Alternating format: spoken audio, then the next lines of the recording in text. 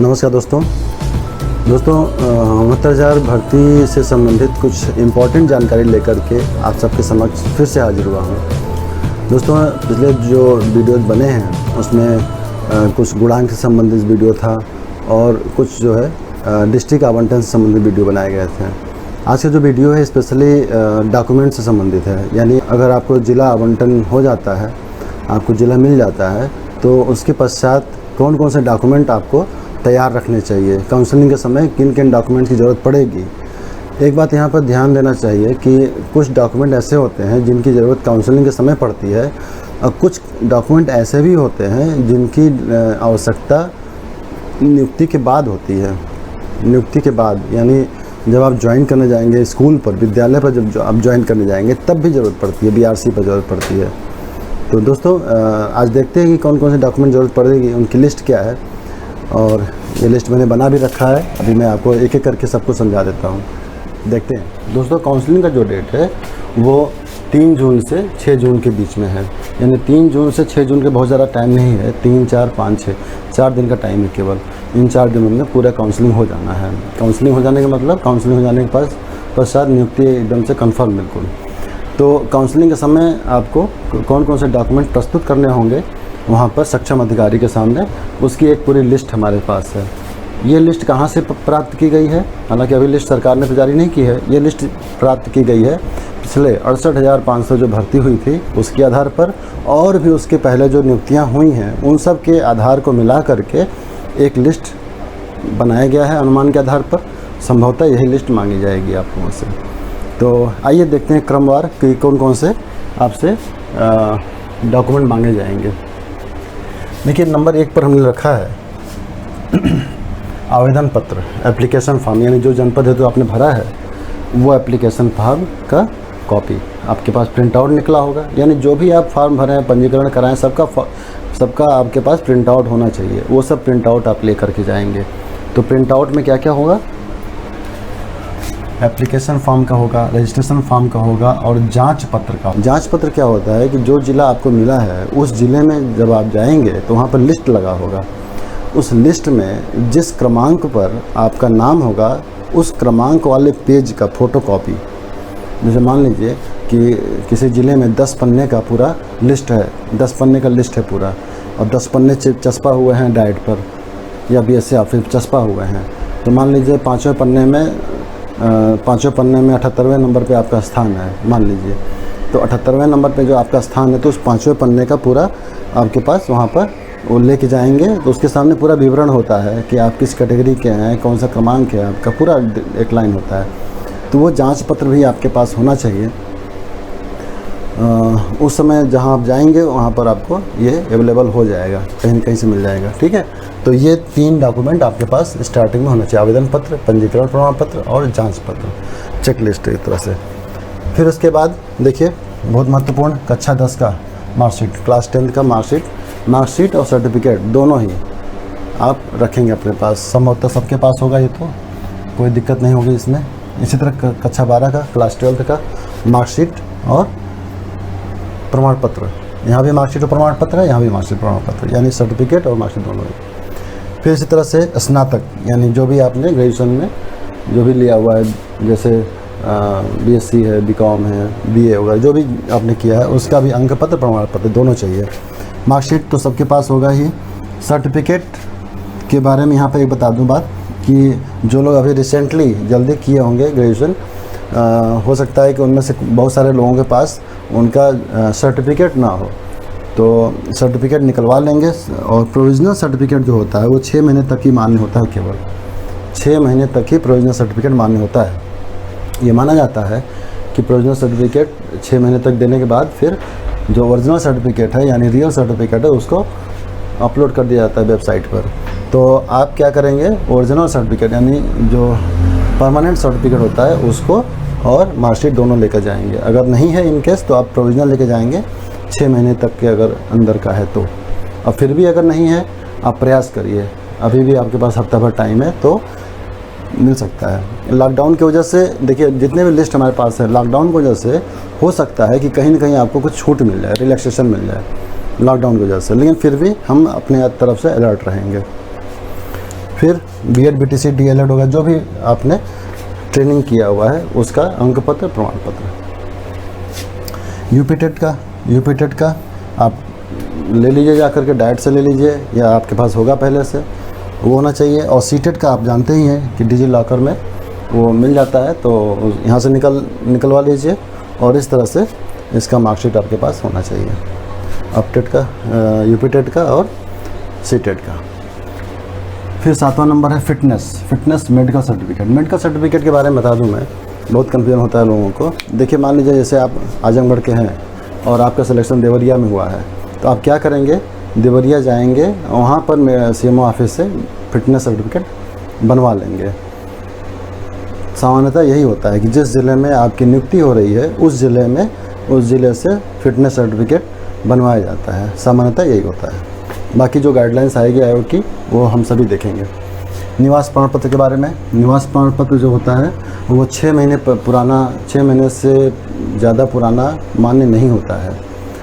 फिर भी देखिए, कहीं ना कहीं छूट मिल सकती है, मैं ये नहीं कह रहा हूँ, कहीं ना कहीं छूट मिल सकती है, क्योंकि लॉकडाउन चल रहा है, लॉकडाउन में बहुत सारे काम जो है वो बाधित हो गए हैं, तो छूट मिल सकती है। लेकिन फिर भी अगर आप बनवा सकते हैं तो उसको बनवा लीजिए, डोमिसाइल सर्टिफिकेट जो आपका निवास प्रमाण पत्र है। जाति प्रमाण पत्र में भी बहुत सारे लोगों को कन्फ्यूजन है। जाति प्रमाण पत्र किसका बनेगा, ओबीसी का, एससी का और एसटी का, ये जाति प्रमाण पत्र बनेगा। और जाति प्रमाण पत्र भी 3 वर्ष से ज़्यादा पुराना नहीं होना चाहिए, 3 वर्ष से अधिक पुराना नहीं होना चाहिए। फिर भी मैं कहूँगा आपसे, अगर 3 वर्ष के अंदर का है और तो भी अगर आप बनवा सकते हैं ईजिली तो उसको बनवा लीजिए। साइट पे देख लीजिए, अगर आपको ईजिली मिल जा रहा है तो ठीक है, नहीं मिल पा रहा है तो फिर दौड़ भाग करके बनवा लीजिए। पहचान पत्र में देखिए, पहचान पत्र तो कई हैं, आधार है, पैन है, वोटर आईडी है, डीएल है, लेकिन मैं ये कहूँगा कि आपके पास जितने पहचान पत्र हैं, 3 4 5 जो भी होंगे, उनको ज़रूर सब लेके जाइए। आप सब लेके जाइए। उस घड़ी में कौन सा पहचान पत्र काम आ जाए कोई नहीं जानता है। हाँ, ये है कि हाई स्कूल से लेकर के जो भी मार्कशीट है उसमें जो नाम है, जिस हिसाब से सब कुछ दर्शाया गया है, एड्रेस वगैरह, फादर्स नेम वगैरह, वो जहाँ पे जिससे ज़्यादा टैली कर रहा है वो ज़्यादा आपके लिए ऑथेंटिक होगा। जैसे आधार, इस समय आधार जान ही रहे हैं, आधार कार्ड ज़्यादा ऑथेंटिक माना जाता है। आधार तो आपके पास होना ही चाहिए, एक और ले लीजिएगा इसमें से, और हो सके तो सारे लेके जाइए। इन सब का मूल प्रति ही ज़रूरत होगी, मूल की ही ज़रूरत होगी, लेकिन फिर आप मूल के साथ में इसका फ़ोटोकॉपी भी रख लेंगे। फ़ोटोकॉपी तो सबका आप रखेंगे, फ़ोटोकॉपी तो सबका रखेंगे, क्योंकि उसकी ज़रूरत पड़ेगी। देखिए, बैंक ड्राफ्ट के बारे में 500 रुपये का बैंक ड्राफ्ट बनेगा ओबीसी और जनरल के लिए, और 200 रुपये का बैंक ड्राफ्ट होगा एससी और एसटी के लिए। ये पिछले जो 68,500 में भर्ती हुई थी उसके आधार पर बताया जा रहा है। 500 रुपये का बैंक ड्राफ्ट जनरल ओबीसी और 200 का बैंक ड्राफ्ट एससी और एसटी के लिए। यहाँ एक चीज़ बताना अनिवार्य है, बैंक ड्राफ्ट के पीछे अपना पूरा विवरण लिखना न भूलें। पूरा विवरण आप लिखेंगे, नाम, पता, father's name, date of birth, जिसका भी जो भी है, एप्लीकेशन फॉर्म वगैरह सब कुछ, पूरा पीछे संपूर्ण विवरण आपको देना है। याद रखिएगा इस चीज़ को, संपूर्ण विवरण लिखना है। फिर फोटोग्राफ, रंगीन फोटोग्राफ ज़रूरत 4 की है, लेकिन आप 8-10 खिंचवा करके रख लीजिए। आपको चाहिए कि 10, 15, 20, 25, 30 इकट्ठा खिंचवा कर रख लीजिए। नौकरी के लिए आप आवेदन करते रहते हैं निरंतर, एक बार एक ठीक ठाक फ़ोटो खिंचवा कर रख लेंगे तो आपको हमेशा काम आता रहेगा। पासपोर्ट साइज़ फ़ोटो होना चाहिए। कई बार हम लोग गलती से बहुत छोटे साइज़ में कटवा लेते हैं, वो नहीं होना चाहिए। उसका एक स्टैंडर्ड पासपोर्ट साइज़ होता है, उसी साइज़ में होना चाहिए। बहुत इम्पॉर्टेंट पॉइंट है शपथ पत्र, एफिडेविट। ये क्या होता है, कई बार हमको शपथ लेना पड़ता है, वो भी डॉक्यूमेंट के माध्यम से, तो वहाँ पर शपथ पत्र प्रस्तुत करना पड़ता है। वो 3 प्रकार के शपथ पत्र यहाँ पे मैं दर्शा रहा हूँ, 3 तरह के शपथ पत्र। नंबर 1, अंतरजनपदीय स्थानांतरण आप नहीं करवाएंगे, नहीं चाह रहे हैं, नहीं चाहेंगे, उसके लिए एक शपथ पत्र लिया जाएगा आपसे 10 रुपये का। नहीं भी हो सकता है, जो सरकार की गाइडलाइन अभी आने वाली है उसमें हो सकता है कि इसका जिक्र भी ना हो, लेकिन पिछले आधार पर मैं बता रहा हूँ। एक ही पति या पति हैं, अगर आप शादीशुदा हैं, महिला है तो आपकी एक ही पति है, और पुरुष हैं तो आपकी एक ही पत्नी है। इस चीज़ का प्रमाण पत्र वहाँ पर प्रस्तुत करना होता है। फिर तीसरा नंबर है 100 रुपये का करेक्शन के लिए होता है। ये बहुत इम्पॉर्टेंट है, ये बहुत लोगों को ज़रूरत पड़ने वाला है, इसकी ज़रूरत बहुत लोगों को पड़ने वाली है। जैसे बहुत सारे लोगों का मैसेज आता रहता है कि उनके नाम में कहीं अल्फ़ाबेट की प्रॉब्लम आ गई है, या फिर स्पेस कम छूटा है, ज़्यादा छूट गया है, या फिर कोई टाइटल में कुछ अल्फ़ाबेट का मिस्टेक आ गया। तो ऐसा अगर कभी होता है तो आप क्या करेंगे, उसके सापेक्ष एक एफिडेविट देंगे 100 रुपये का करेक्शन के लिए। कि करेक्शन का मतलब कि उसमें वहाँ करेक्शन है, BSA से, वहाँ के संबंधित ज़िले के BSA से अनुमति लेकर के एक एफिडेविट देंगे कि हमारा नाम गलती से ये छप गया है, जबकि मेरा नाम ये है, या और भी जहाँ पर करेक्शन है वहाँ पर देंगे। हाँ, अंकों में करेक्शन के लिए कोई एफिडेविट नहीं है कि आपका नंबर कम ज़्यादा होगा, मेरिट के ही आधार पर सिलेक्शन हो रहा है, तो वहाँ पर कोई ऐसी गुंजाइश फ़िलहाल नहीं है।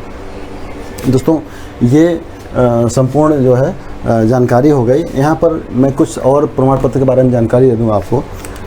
चरित्र प्रमाण पत्र, इसकी आवश्यकता यहाँ पर फ़िलहाल नहीं पड़ने वाली है, काउंसलिंग के समय इसकी आवश्यकता नहीं पड़ेगी। लेकिन जब आप नियुक्ति पा जाएंगे, वहाँ पर जाएंगे ज्वाइन करने के लिए, तो वहाँ पर BRC पर इसकी ज़रूरत पड़ सकती है। BRC यानी कि ब्लॉक रिसोर्स सेंटर पर इसकी ज़रूरत पड़ सकती है। तो 2 चरित्र प्रमाण पत्र की आवश्यकता होती है। चरित्र प्रमाण पत्र मतलब आप अध्यापक पेशे में जा रहे हैं तो आपका चरित्र सही है, इस बात का प्रमाण पत्र आपको देना होता है। तो 2 प्रमाण पत्र चाहिए। एक प्रमाण पत्र तो आपको अपने कॉलेज से मिल जाएगा, जहाँ से आपने PG किया है, जहाँ से आपने B.Ed किया है, वहाँ कॉलेज से मिल जाएगा।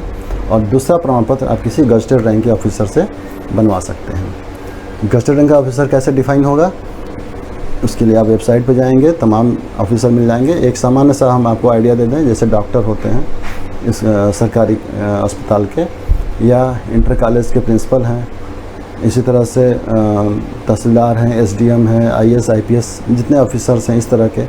तो मोस्टली PCS रैंक के तमाम अधिकारी इसमें आते हैं, IAS रैंक के तो आते ही हैं, और ABSA वगैरह भी गज़टेड ऑफिसर माने जाएंगे इस समय।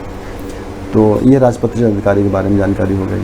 तो आप 2 सर्टिफिकेट वहाँ से ले लेंगे, अभी से ही ले लेंगे। अगर आपके पास टाइम है तो अभी से बनवा लीजिए। शादीशुदा महिलाओं के लिए एक दिक्कत आती है कि वो पता में क्या लिखें, क्योंकि वो मान लीजिए कोई फैजाबाद का रहने वाला है, शादी उसकी हो गई आजमगढ़ में, तो वो क्या लिखे।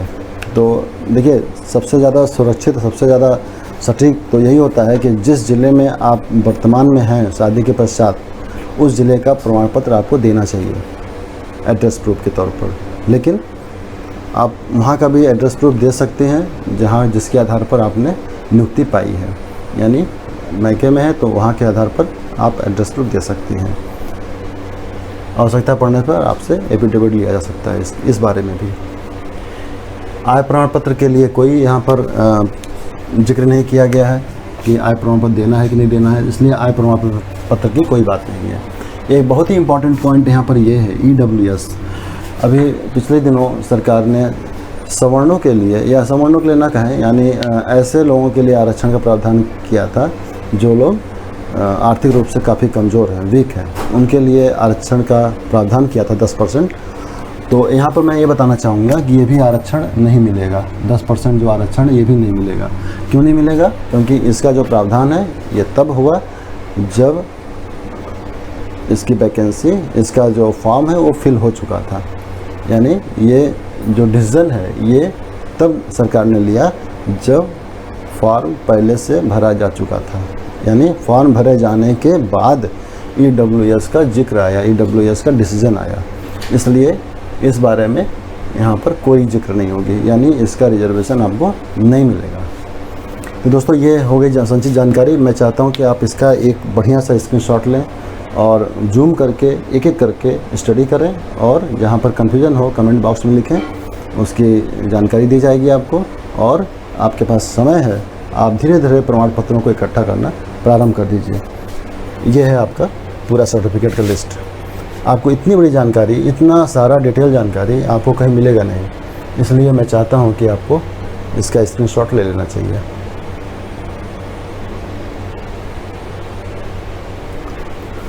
दोस्तों, एक बात यहाँ बताना चाहता हूँ कि अभी और वीडियोज़ आने बाकी हैं। जैसे जैसे आपकी नियुक्ति प्रक्रिया प्रारंभ होगी और नज़दीक आएगा, तमाम जो कन्फ्यूजन होंगे उनसे संबंधित तमाम वीडियोज़ भी बनेंगे। आप लोग निरंतरता, आप लोग अपना प्यार, अपना जो सहयोग इसी तरह बनाए रखिए चैनल पर, और लाइक ज़रूर करिए। आपका एक लाइक हमारे लिए बहुत इम्पॉर्टेंट है, बहुत इनकरेज करता है हमें, और हम इसी तरह से आपको लगातार ज्ञानवर्धक वीडियोज़ देते रहेंगे, ज्ञानवर्धक जानकारी देते रहेंगे। धन्यवाद। Best of luck.